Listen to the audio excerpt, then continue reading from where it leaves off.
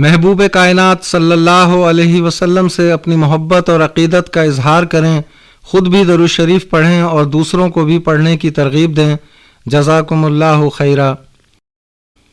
اللہم صلی علی محمد بعدد کل داء و دواء وبارک وسلم۔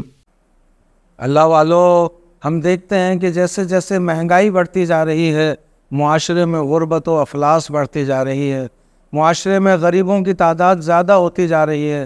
بعض لوگ خواہش کرتے ہیں کہ کچھ صدقہ کر دیں، خیرات کر دیں، غریبوں محتاجوں کو کچھ دے دیں، لیکن جب وہ اپنی طرف دیکھتے ہیں، اپنے گریبان میں جھانکتے ہیں تو محسوس کرتے ہیں کہ ان کے پاس اپنے گھر کا گزارا مشکل ہے۔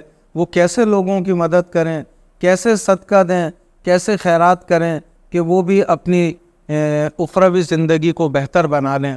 اس سلسلے میں ایک حدیث پاک میری نظر سے گزری۔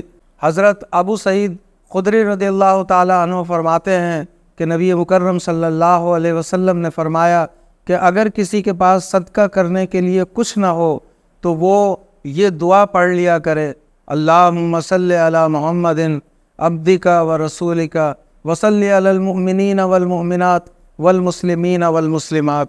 تو کہا کہ یہ دعا جو ہے اس کے لیے زکوٰۃ یعنی صدقے کا قائم مقام ہوگی، اور مومن کا پیٹ خیر سے کبھی نہیں بھرتا تا وقت یہ کہ وہ جنت میں پہنچ جائے۔ ہمارا یوٹیوب چینل ڈاکٹر عبدالسلام عادل ضرور دیکھیں اور ویڈیو ان لوگوں تک بھی پہنچائیں جنہیں اس کی آپ سے زیادہ ضرورت ہے۔